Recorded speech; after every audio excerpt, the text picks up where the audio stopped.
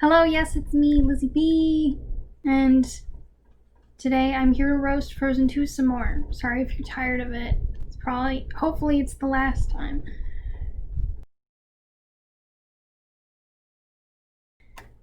Today I am turning my negative feelings into something positive. I'm gonna try and write a concept for the Frozen 2 that I would have done, me personally. I'm going to call this more of a rewrite of a Frozen sequel because it doesn't share a ton of resemblance with the original. We're doing a complete overhaul because those are the problems that I have with the script. I also watched the docu-series on Disney Plus on the behind-the-scenes making of the movie, which obviously made me feel bad that I insulted it so much, but not bad enough to not anymore, you know? So just, again, as a disclaimer, these people are very talented, and I think it's very important to separate product from people making the product. The people who made it, I'm sure, are capable of doing wonderful things. The experiences that they had making it and the hard work they put into it should be considered sacred, but right now, I really want to talk about how much I hate the product. If you didn't watch my sort of rant video on why I don't like the Frozen franchise much, which why would you? It's so long. But if you didn't, to sum up my feelings with Frozen 2 in general, my main problems were what I call the Esther paradigm in my head because I thought of it when I was listening to a sermon on the story of Esther. You don't need to know the story. Just know that it's about a girl who has to talk to a king, and if she doesn't talk to him about this one guy, bad things are going to happen, like ethnic cleansing bad things. And in the sermon, person who was giving it said basically, you'd think that if Esther didn't talk to the king, then the bad things would happen, and that's the problem that you're facing, when really it's not. The real problem is the bad thing's going to get fixed eventually. And really the significance comes from Esther herself doing it. Like, someone else will do it if she doesn't. And so that made me think about Frozen 2, strangely enough, because my problem, especially with the two girls' climaxes, was that they didn't really hold significance to them as characters. Stakes are great, but I find way more importance. I find the message of a movie is in how it affects the characters themselves and what they are taught through the action, not just the action itself. And then the other problem I had, the other sin I think it committed, was what I call the deal paradigm, and that is my philosophy of writing is that reading a book, listening to one, watching a movie, whatever, is a deal set up between the maker and the watcher or the reader. And so if you set something up, you have to follow it through, or else they're going to feel cheated. And I just think Frozen 2 failed in that regard. It set up a lot of stuff that didn't have a conclusion. If it did have a setup, then didn't go anywhere. Things just sort of came out of nowhere with no whole feeling arc. So with that being said, let's get into my remaking of the Frozen sequel. Act 1. So I also start off with a flashback of honest parents telling a legend, a bedtime story, except, again, because I made the parents kind of worse, they're only telling Anna the story. Elsa is still drawn away, locked up in a room, and Anna's parents are telling her the legend of the Enchanted Forest, similar to the original, except in my version, the Enchanted Forest houses all of the spirits of the seasons, not the elements, because that doesn't make any sense. Elsa doesn't control elements. She doesn't control water. She controls wind and snow and stuff. That's winter. And basically, each member of the seasonal spirit family, I have concept art for them here, lords over their season, basically. And they have a sort of territory within different places of the world. I mostly based those on places that I thought fit the season, the concept of the season that I came up with. Like, obviously winter is near them because it's in this story, so it's in like Northern Europe, Norway. I put summer in Africa, mainly like Ghana region. I put spring in South America, and then I put autumn in China. And mainly those were because of the main characteristics I thought of when I thought of the seasons, like rain, flooding for autumn. China's very rainy. Heat, obviously, for summer. Africa's very hot in most of it. And then like crops and plants and earth for spring. South America is known for fertile land and corn mainly. So in the story, the parents tell Anna about how the Winterland is in an enchanted forest in a part of Arendelle. I also want them to sing All Is Found because I think it has a really pretty melody and it has a really pretty tone, and I want to keep it. I would just tweak it to make it speak more on how the enchanted forest reveals one's true nature because it is fundamentally from nature. Sort of an Into the Woods theming kind of thing.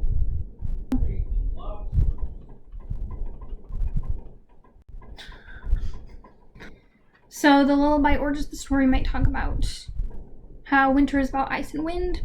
Its residents are sort of ice pixies and fairies. Skava is the leader of that land.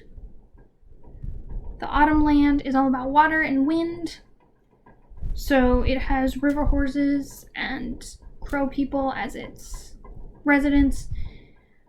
Like I said, it's in China. Leon is the leader of that. He has a daughter named Shu, spelled like this. I hope I'm pronouncing it right. I looked it up. Correct me if I'm wrong. Because it's like all of them are monarchical because they represent the places that they come from, except the winter place is sort of based on the Sami, like in the original, and they don't really have a monarchy, you know what I mean. And then summer is about fire and heat. It has fire salamanders and sun sprites living in it. Quasi is its leader. Spring is about plants and the earth. It has nymphs and rock giants living in it. It's run by Laverna. So I sort of took inspiration from places like Peru, places like Ghana, China, and Norway as the design for these people. Obviously I took liberties, but that's the main vibe. So then I'll have young Anna telling Elsa the legend through the doors with like she's passing on the bedtime story even though Elsa wasn't there to hear it. And Anna maybe wonders if Elsa's powers come from a winter goddess like in the story. So then we move to the future. I finally settled on ages for them. I would say that my version of Frozen would have Anna be 19 and Elsa be 20 in the original. And this is 1 year after. So Anna is now 20, Elsa is 21. I would have it be pretty much the same. Like a la Some Things Never Change, because I really like that song. I think it's really good foreshadowing if they had let it be that. The only things I would change about the song is that crows. I literally just have crows written here because I think there should have been more crow imagery in the movie because they were like all autumnal, and I think it'd be a cool reference to the original story, The Snow Queen, where there are talking crows. And I would have Elsa's little part in the song be more about how the people in the street look at her. Like, Arendellians are still not completely cool with how she was a legit villain in the original, my original. And then I wouldn't have Kristoff's part about getting down on one knee because I'll explain that. It's going to be in another song, basically. But the same vibe, same melody, because I like it. So I would have Anna seeing how nervous for approval her sister is, and she would remind Elsa that she has cool ice powers, and maybe add in a hint of jealousy in Anna. I think it would be perfectly natural for the younger sibling to feel like insanely powerful ice magic is something that she kind of wants deep down. But Elsa tells her sister she doesn't care about her powers. She just wonders what she's supposed to do to make amends from the previous movie. And this is where I would have Anna tell her the next right thing, because I like that mantra. I like it as a story idea. I would just set it up here. And then, similar to the original script, there's a fire that starts sporadically and magically, and Elsa manages to stop it with her ice powers, although she sees something, an animal maybe, run into the forest as she's putting it out. I would also have Kristoff help out with putting out the fire because he's an expert in ice. And so maybe he has like some stored away. I don't know. The point is, Anna is like keeping all the people out of the way, so that's her role, but she finds herself unneeded for actually putting out the fire in the wake of Elsa and Kristoff. And so she like wonders what her role is if fate didn't give her magical powers. And in this, I would put in the form of a song. I came up with the title Something to Prove as her sort of lament to why am I not like this? I would put it a little later. She's like in the forest alone kind of vibe. And then I put sure we can still have the charade scene because I think the charade scene's funny. I think rapport building thing between all of them. And in my version, Kristoff still wants to propose to Anna, but he plans to do it in the troll way. I always thought that they didn't take advantage enough of Kristoff basically being a troll. Like, he's part of the magical world and you could do fun things with that. So I sort of came up with the concept of proposals in troll culture basically comes with, instead of a ring, a necklace of fire, ice, and wind crystals that young trolls get as milestones in their life, and then they give them to their significant other. I got this idea from like a throwaway line they had in the first one where one of the little trolls says, I got my fire crystal or something. So basically Kristoff has the crystal necklace when everything goes to crap. Just so that you know that. And so Kristoff thinks Anna's standoffishness is because she's not ready to marry him, not that she feels kind of useless.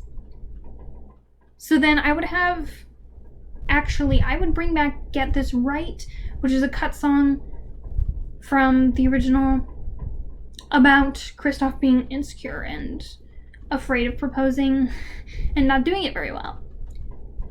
At least the first half of the song. There's the half of the song where he's trying to propose, and then the second half where Anna proposes, and it's sort of a duet. I would just have the first half be here, and I would have it be as a sort of rehearsal song where Kristoff is maybe like using Olaf or Sven. You can have some really funny gags here, pretending that they're Anna while he like rehearses his proposal. And then that night, while Elsa is on the fjord meditating, I imagine that she meditates to help control things.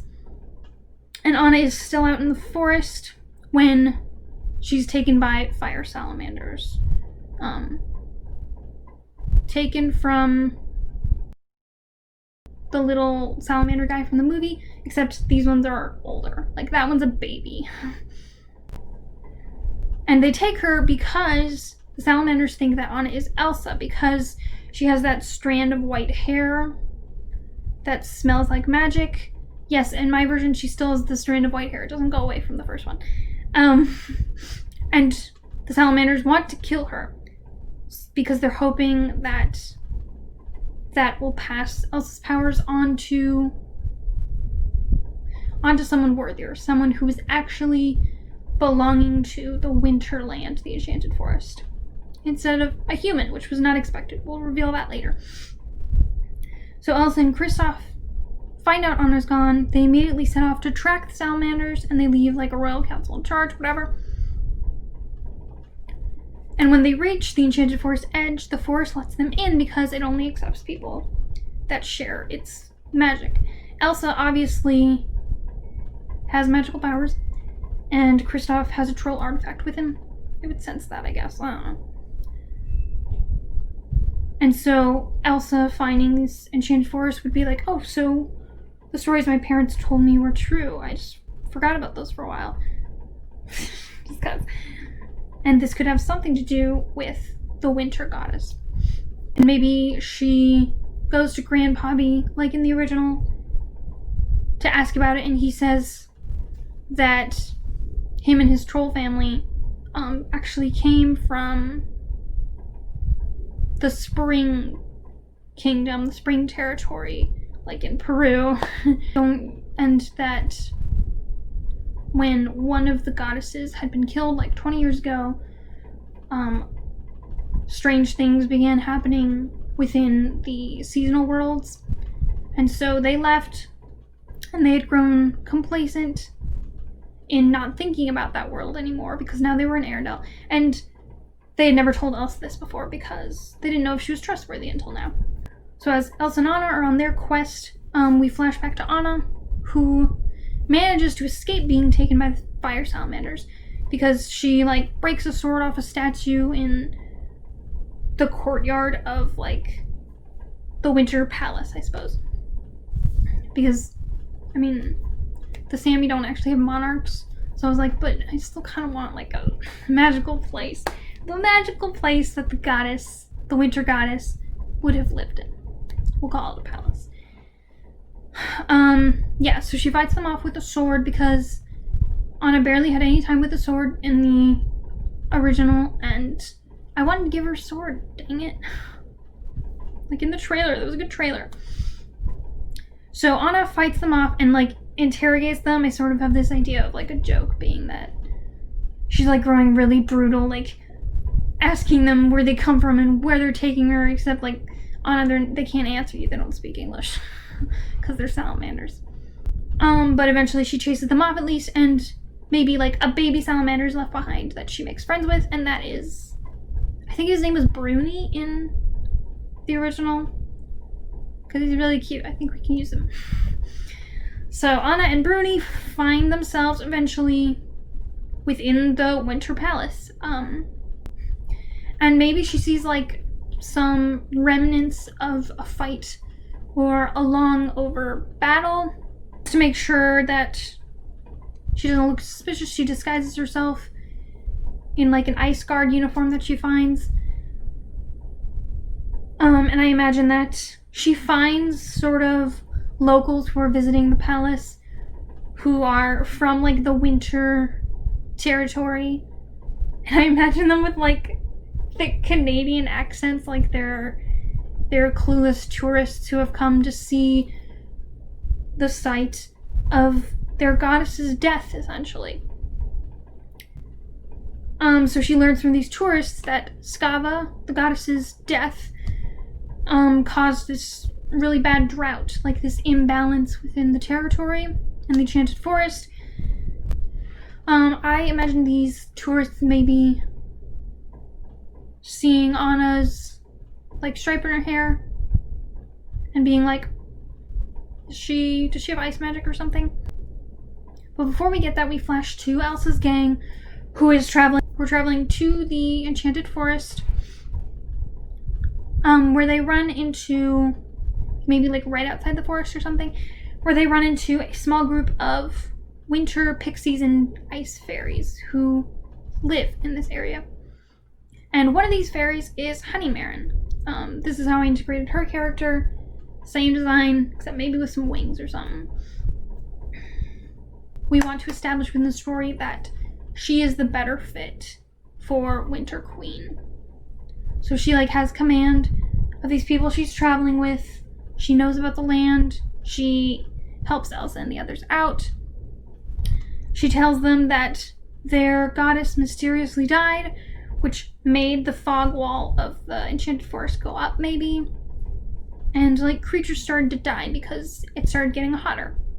Like unrest has sort of gotten worse and worse since they saw Elsa's storm from the previous movie, because it alerted them to the presence of someone who might have powers. I imagine that they have some fights, like Elsa and Kristoff and the people they just met have to fight a crow person or a rock giant, someone from another enchanted forest. And I think this could be a cool opportunity for Elsa and Kristoff to have to work together. And I want to show off here, similar to how they did in the original, to show off Elsa's like physicality and actual like physical strength and acrobatics, not just like the powers aren't all that she has to work with, is basically what I'm saying. We'll find out why I need that.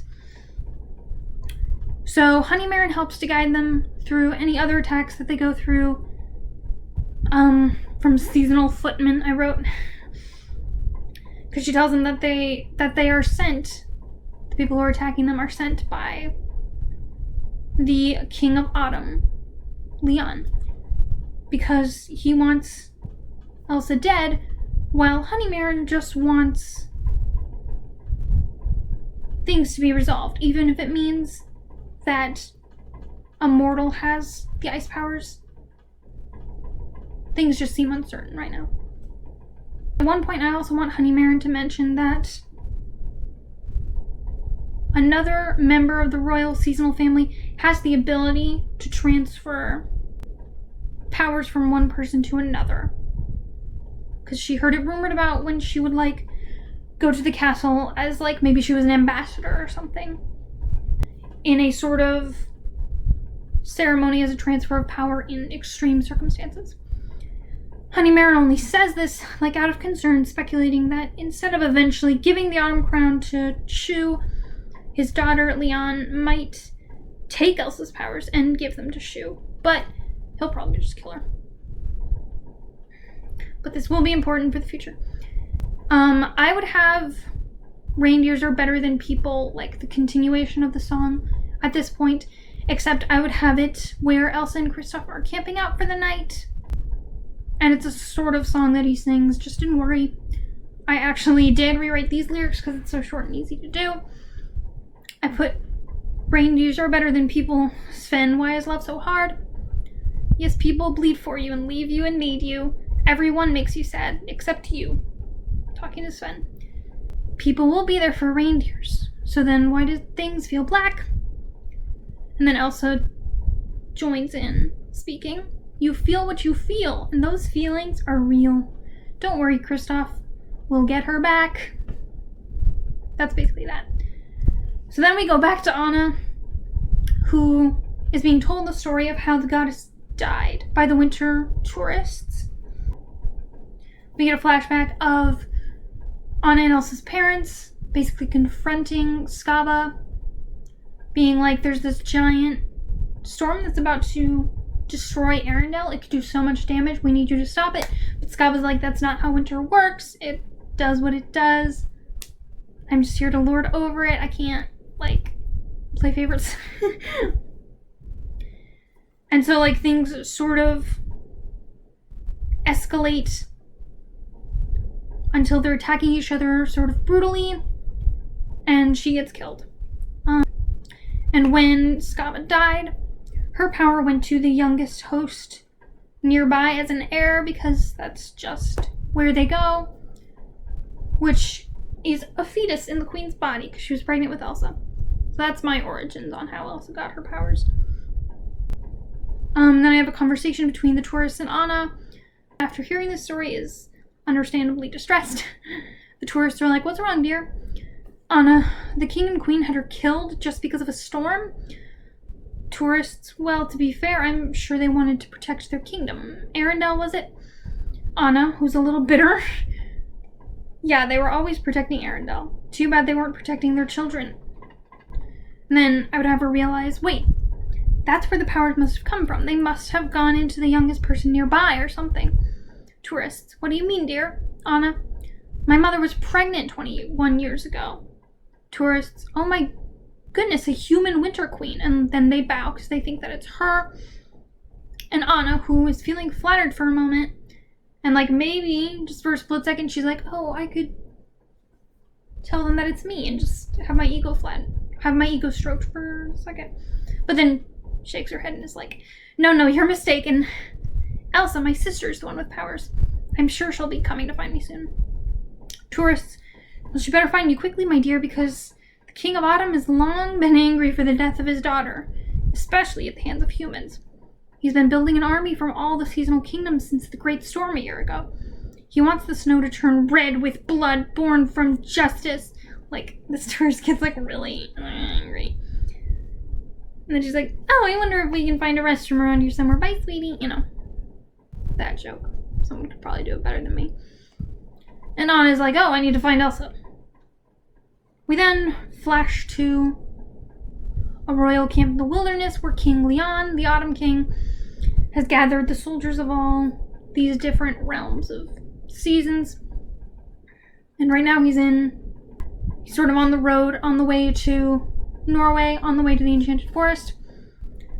He's with his daughter Shu, who he's brought along because he's trying to teach her how to be a queen when it finally comes to her time and he passes powers on.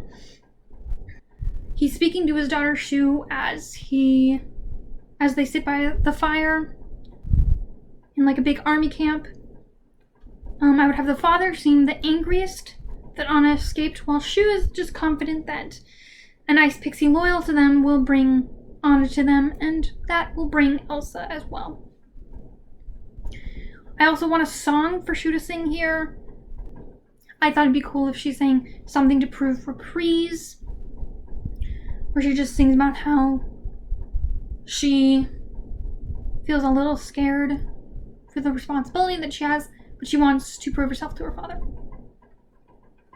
So Elsa's gang finally enter the Enchanted Forest, or maybe they just go deeper into the territory. And here they meet the northern rock trolls, because I imagine that there are rock trolls in all of the seasonal territories. They're just like different varieties. And so I would have Kristoff meet the trolls here, because he can be like, hey, I'm technically related to you, and tell them stories about Grandpa B and his family. And they can also recognize the crystals that he has in his pocket and maybe instill a little confidence in him to propose to his future wife, hopefully, to his girlfriend. I think maybe we could even have a joke here of Kristoff telling them the story of the first movie, so we can have the same sort of joke as in the original, where Olaf is like reenacting stuff from the original Frozen really goofily. I would have Kristoff have like a heart-to-heart with the trolls, worrying that like his clumsiness and his other insecurities keep him from being Anna's perfect man, because like he feels really out of place in a fancy castle, which makes sense. And then I would have a troll that maybe he's getting to know say something along these lines. You mortals always do this. You adorn yourselves with jewels, buy yourselves the finest houses, learn the most difficult instruments, and think they hold who you are. But it's the complete opposite. The choices you make, the people you change, they show you who you are. And so maybe I would even cut to Elsa hearing this conversation and thinking about it, because it's gonna come up later. The trolls also might warn them of King Leon and Princess Shu. Then a quick scene of Princess Shu and Leon, who finally have made it to Palace of Winter. The Elsa gang also makes it to the Winter Palace at this point, where they find that Leon is super ready to kill them at this point. I just say that. And he basically wants revenge for Anna and Elsa's parents killing his daughter. And he finds it especially awful that one of them got the powers that were meant for his family.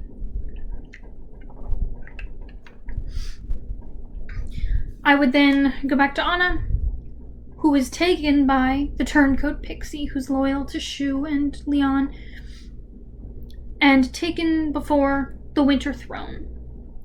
So here the sisters are reunited, they hug, they're like, oh, thank goodness you're okay, but now we have to handle this situation. Elsa asks Leon if he would participate in the ceremony that transfers her powers to Honeymaren, so she and her sister can go home. So this is like a moment where she's like, you know what, if it means the safety of us, then take the powers, you know? I didn't handle them well when I had them anyway. Shu, the princess, is baffled by this sign of humility. That just with that, she's convinced that these women are different from their parents and that they shouldn't try and kill them.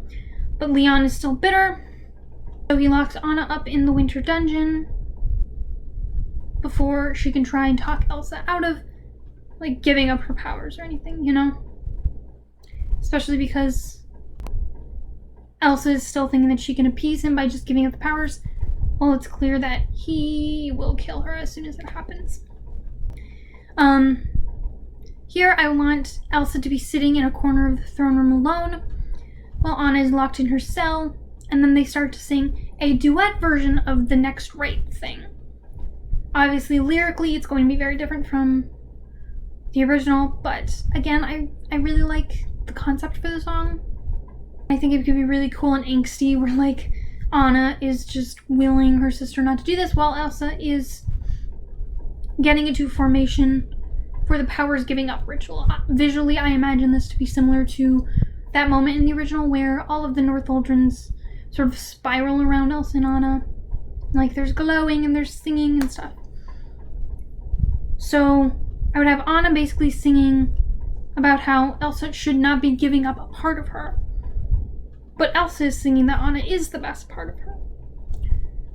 Meanwhile, I would have Kristoff and Honeymaren, who are also locked up in a separate cell. And Kristoff is like comforting Anna through the bars. Anna is like, this is all my fault. If I was anything like Elsa, we wouldn't be in this mess. Kristoff is like, is that why you've been acting so strange? Nobody wants you to be Elsa, Anna. Because I know that you, not Elsa, can tell you that this Leon guy is no good. She shouldn't be alone when she faces him. Moving to Act 3. Before they even do the transference of powers, suddenly Leon orders all of the soldiers on his side just to attack her. Elsa fights back, obviously, and she can put up a good fight because she has all these powers. Kristoff and Honeymaren manage to break themselves and Anna out to help her. I even imagine like a like a joke where Olaf or Kristoff or someone mocks like one of the crow people from the Autumn Kingdom and be like, what are you gonna do? Make me jump in a leaf pile right before that crow person like knocks them against the wall with wind from their wings. They're wind people. It's like wind and water are their powers. I would even have the salamander sort of reveal its loyalties and fight alongside them. And Shu actually tries to stop her father because she's had a change of heart. But he attacks his own daughter because he's just so angry, and Elsa kills him in defense of her. So as Leon dies, obviously his powers leave him, and Anna, who happened to be closest to him because she was entering the throne room, feels herself filled with the power bottom. So now she has his like water and wind powers. I kind of want, because Elsa has like the white hair, you basically have established that seasonal powers manifest themselves in hair color with humans in this world. So I would imagine Anna with like brighter, more fantasy red hair kind of thing. Plus, you know what that means? That means another Anna doll to sell with cool hair. I'm looking out for you, Disney toy design team. So I need a moment where everyone is silent and still as Anna realizes she's really tempted to keep these powers because this is what she's been kind of craving. But then she looks at her sister and knows they aren't what make you special. Who you change and what you do makes you special. So she tells Shu that she will give them to her in the transference ceremony. Now they fully have Shu's respect, but the army is still aggressive, still ready to fight them. So Anna asks permission to speak to them. This is where I want to be like her culmination is her using her people skills, because that's what has been established is important to her and is special to her. Not like powers. Who cares if you have magic powers? What matters is like what you care about, what you as a person are good at, and what you can control. So, I say, Anna gives a little speech to the army where she says, "Please, you all come from such noble courts. My sister and I used to hear tales of your strength and your cunning. We don't want any more bloodshed. I know that you are angry. Skava was taken from you unfairly. My parents were acting out of fear, thinking vanquishing the deity in charge of winter would stop a storm raging towards their kingdom. But killing her did nothing. My people still had to be buried and houses still had to be rebuilt. Destroying us won't bring Skava or Leon back.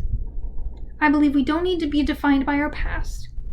Here I would cut to Elsa, or our parents, cut back to Anna, or be afraid of the future, cut to Kristoff. "Let my sister and I pass the powers on to those who are worthy, so we can bring about a little bit of healing." So that's when I would have Elsa stand next to Anna, and they sort of like regard each other with pride. Like, we've come a long way. So then they perform this transference ceremony.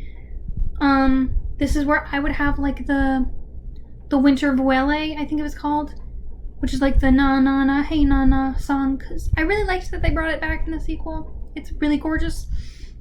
So the powers of autumn are given to Shu, powers of winter are given to Honeymaren. And so I think naturally Elsa's hair during this would turn back to like brown that it would have been if she wasn't born like this. Except I would also give her like a single white stripe in her hair, just as a sort of mark that like, you know, this didn't mean nothing. There's still a mark to acknowledge that it happened. Especially as a testament to the abuse she took from her parents, which is like, you know, emotional scars, physical scars still exist. But we as two sisters who had this experience can heal from it. So then Kristoff and Anna can have like a smooch moment, I don't know. And the two new queens or leaders, Shu and Honeymaren, tell the Arendellians that the Enchanted Forest will welcome them if they ever need help, and they send them home on the backs of river horses. I also think it's interesting that at this point, Elsa now has a fire salamander friend, a river horse friend, a spring troll friend because of Kristoff, and an ice fairy friend. You know, they got the whole set of seasonal friends. So then in the resolution, Anna tells the kingdom about how Elsa saved everyone from destruction because Leon definitely would have destroyed Arendelle, I'm just saying. And so Elsa is finally accepted with open arms. They forgive her. Imagine similar to like the Hunchback of Notre Dame scene where like one small child comes up and is like, "You're accepted by society," and then everyone's like, "Woo," you know. And then Kristoff proposes, of course, and that's when I would have he and Anna sing the second part of Get This Right, which is like the duet part. It's really cute. Except in my version, it would just be the Get This Right reprise. Would then have Anna make Elsa captain of the guard. So that's sort of Elsa's new role. It's like she can still fight because that's what she's learned to do. That's what she's good at. She's still serving Arendelle. It's just in her own special way. While Anna is the queen. And so Elsa, Anna, Kristoff, Olaf, and Sven live as a family happily ever after. I know some people would not like this change. I don't know if this would have flown at Disney. The change of Elsa losing her powers, giving them up. Especially with children who like her because she's cool. And adults, because the narrative of the original sort of said that Elsa's powers are a part of her, you know, they're like something that she was born with, so she shouldn't try and fight. She needs to accept them and love herself and all that. But my narrative is just different. My narrative sort of aimed to point to the powers as something that she never asked for. Her parents were responsible for, even though they hated. And so losing the power was sort of her way of sacrificing without, killing anyone off. But also being able to move on from her parents' past mistakes and letting go, finally. The climax for Elsa's character in Frozen 2 was not what I would have wanted for her. She basically just, got a new job. And it's that's not change. Change is making a conscious choice to do something, And I'm just kind of tired of that narrative of, these magical or supernatural powers are a part of you and you should accept them. And so people tend to draw a parallel between, magical powers and, neurodivergency or being gay or whatever else people have read Elsa to be. But the fact is, those aren't the same thing. Having the ability to kill a person in an instant with no more than a thought and an icicle is not the same thing as, being on the spectrum or having depression. I'm sorry. I'm just kind of sick of doing it. I'm sick of it. It's a rant for another day. So, this is my version of Frozen 2. With the first Frozen fix, I kind of didn't want to make myself out to be an expert or anything. But with this one, I just legitimately think anything would have been better than the movie that we got. I'm sorry, I don't feel bad saying so. I think the Disney team had the skills to do better. I feel bad that animation movies are often rushed. As I saw in the docu-series. But things won't get better if we don't demand better. So if you liked it, you can share your thoughts. Or if you didn't like it, you can give me some ideas you might have. Just don't be mean to me, please.